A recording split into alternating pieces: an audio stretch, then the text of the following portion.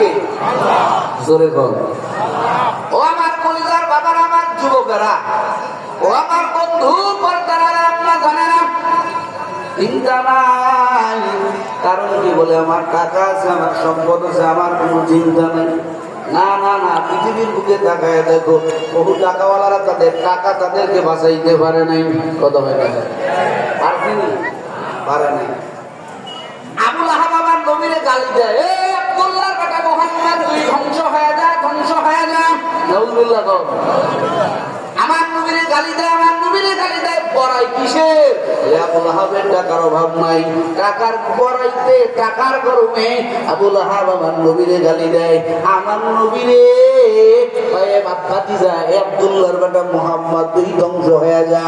আমার আল্লাহকে দোস্ত চিন্তা করবেন না, আমি আল্লাহ আপনাকে ধ্বংস করব না। সেই আবু লাহাব আপনারে গালি দেয়, আমি আল্লাহ তাআলা ওই আবু লাহাবকে ধ্বংস করব। আমার আল্লাহ গায় তাব্বাত ইয়াদা আবি লাহাব। জোরে বলেন আল্লাহু আকবার। আবু লাহাব ধ্বংস হয় নাই? এ কতক্ষণ না হয় নাই? আবু লাহাব ধ্বংস হয়ে গেল। 8 কোটি টাকার মালিক, সম্পদ তার বাঁচাইতে পারে নাই। কত হয় না? সব আমার আল্লাহ তাআলা করেন। তারা বন্ধুরা, আমার ভাইরা, আমার বাবারা, মাল অর্জন করে চিন্তা মুক্ত হওয়ার কোনো সুযোগ নাই। আল্লাহ কয় বান্দারে, ওই কঠিন দিন, যেই দিন আধা হাত ভরে সূর্য থাকবে, যেদিন পায়ের নিচে জমিনটা হবে তামার জমিন, ওই দিনে বান্দা তোমার মাল তোমার উপকার করতে পারবে না। আমার আল্লাহ কয় শুধু মাল না, ও বান্দা, তোমার সন্তান সন্ততি তোমার উপকার করতে পারবে না। তাহলে উপকার করবে কি? প্রশ্ন একটা জাগে কথা হয় না? মাল করবে না, সন্তান করবে না, তো কিসে উপকার হবে? আমার আল্লাহ কয় বিল্লাহ মান আতাল্লাহ বিকলবিন সালিম।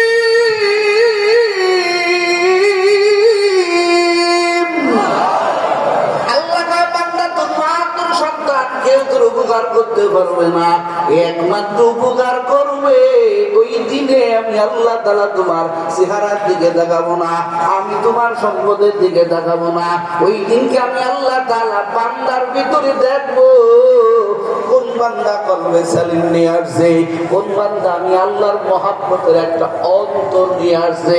ওরে বিশুদ্ধ অন্তর নিয়ে কোন বান্দা আসছেন, ওই বান্দাকে আমার আল্লাহ হাসরের ময়দানে বলবে, বান্দা তুমি যাও যাও যাও, তোমার ঠিকানা আমি আল্লাহর জান্নাত। জোরে কন্যা সুবহানাল্লাহ। ও আল্লাহর বান্দারা, ডেজিগনেশন ভালো, আমাকে বড় মহব্বত করে মঞ্চে বসায় দিয়েছে। ও আল্লাহর বান্দারা, সমাজের চেয়ারম্যান খুব সম্মানিত, সমাজের মেম্বার খুব সম্মানিত, এমপি মহোদয় খুব সম্মানিত, এটা তো আপনার চোখে। কিন্তু বাবা, আমি যে কেমন, আমার ভিতর বাহির দুনিয়ার কেউ জানে না, একজন জানেন, তিনি কে? আরো জোরে বলেন, তিনি কে? এই জমিনের মধ্যে আমার আল্লাহ তাআলা কয়, বান্দা তোর ডিজিগনেশনের কোনো দাম নাই, তোর চেহারার কোনো দাম নাই, তুই কোন পদবীর মানুষ, এই পদবী আমি আল্লাহর কাছে কোনো দাম নাই।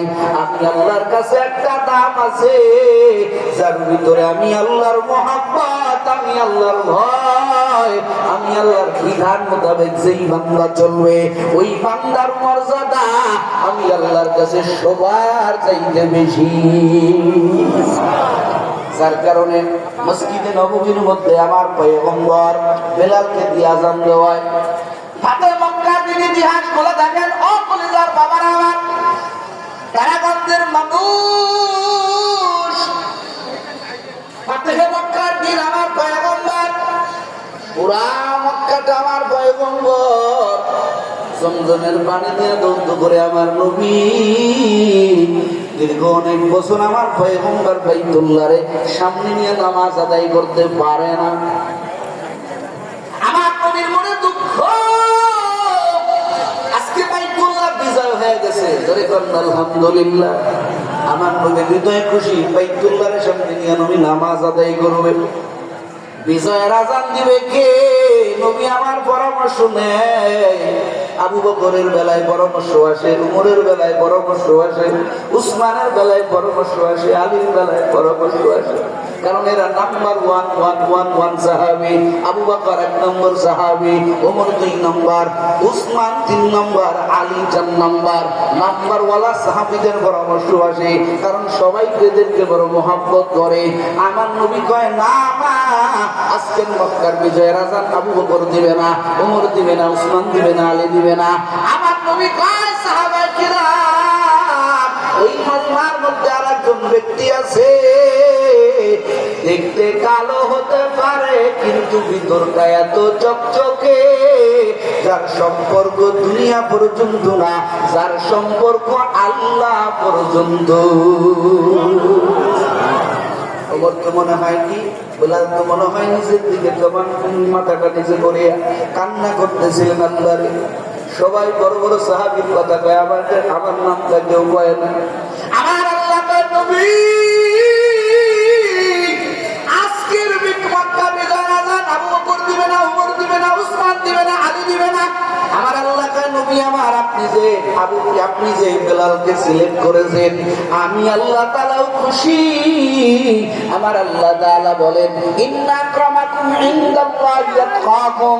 আমার আল্লাহ তাআলা বলেন নবী আমার, সাহাবাদেরকে শুনাইয়া দেন, আপনি যে সিদ্ধান্ত নিয়েছেন এই সিদ্ধান্ত শুধু আপনি খুশি না, এই সিদ্ধান্ত আমি আল্লাহও বড় খুশি। জোরে কন্যা সুবহানাল্লাহ। বেলাল বাজারের দায়িত্ব, যেই বেলালের চেহারা নাই, সুর নাই, রং নাই, রং নাই। ও আল্লাহর বান্দারা, আজকে আমরা শুধু সুরাত সাজাই, সিরাতের কোনো খবর নাই। কথা হয় না, চকচকে চেহারা কিন্তু আমগো তবিয়ত বড় খারাপ। কথা হয় না, তবিয়ত খুব খারাপ। আল্লাহর বান্দারা, কলিজার বাবারা, আমার ও পর্দারা আম্মা জানেরা, সুন্দর কলম ওয়ালা মানুষ আমার আল্লাহর কাছে বড় দামি। আল্লাহর কাছে চেহারার দাম নাই। सूरत में इंसान है, सूरत में इंसान है, मगर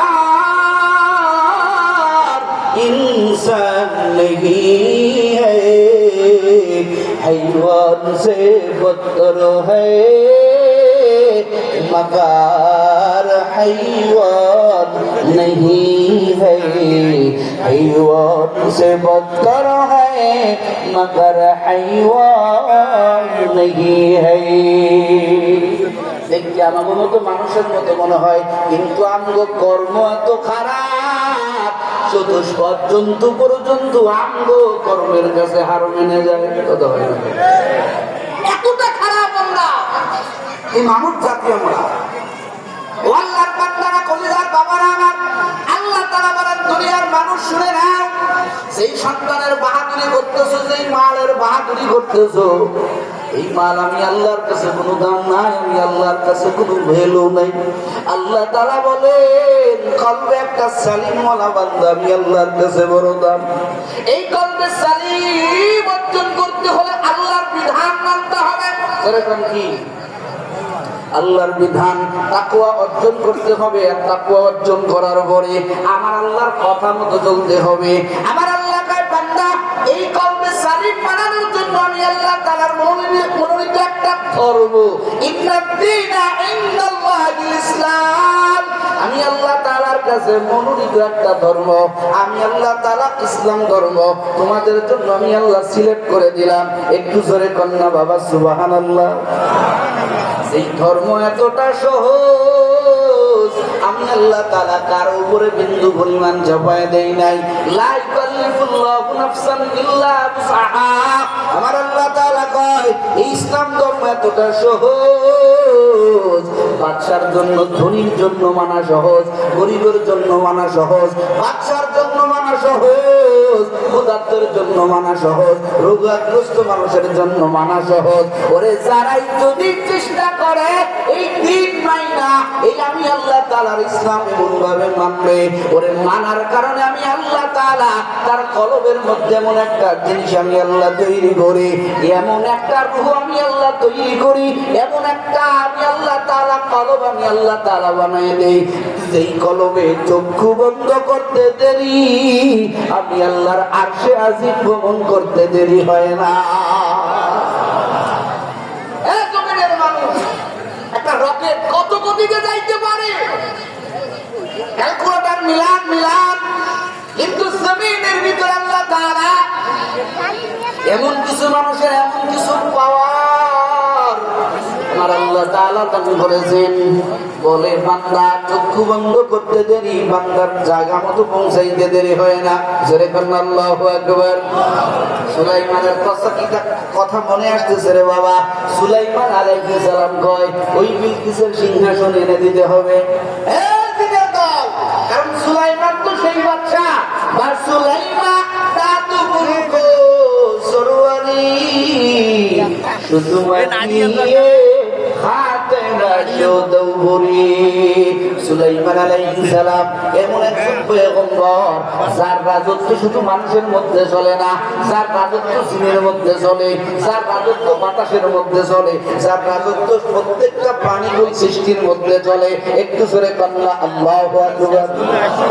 এই সুলাইমান আলাইহিস সালামের হাতে সিংহাসন, বিলকিসের সিংহাসন, মুহূর্তের মধ্যে দুনিয়ার অন্য কোন কলকব্জা, কোন পরিবহন, কোন জিন দত্ত না, একজন মানুষের দ্বারা বিলকিসের রাজ সিংহাসন মুহূর্তের মধ্যে সুলাইমানের সামনে হাজির করা সম্ভব হয়েছিল।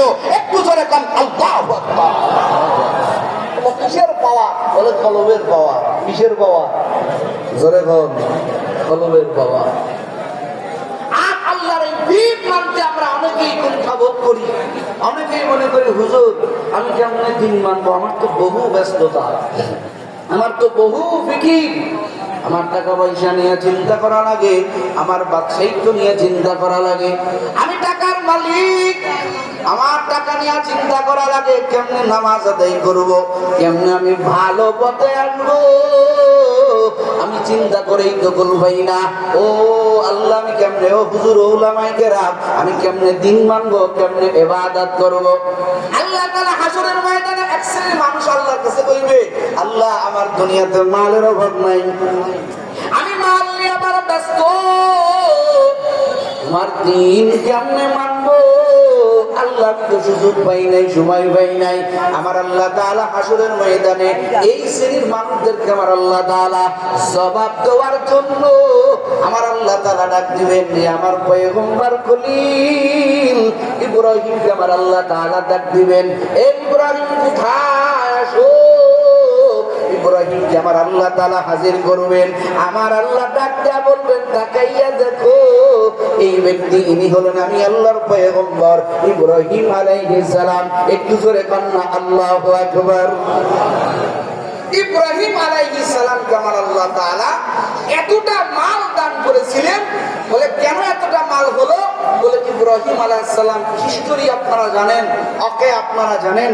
ইব্রাহিম আলাইহিস সালাম তার শিশু সন্তান ইসমাইল আর হাজেরাকে ওই যে মক্কার মরুভূমি এলাকায় রাখলেন।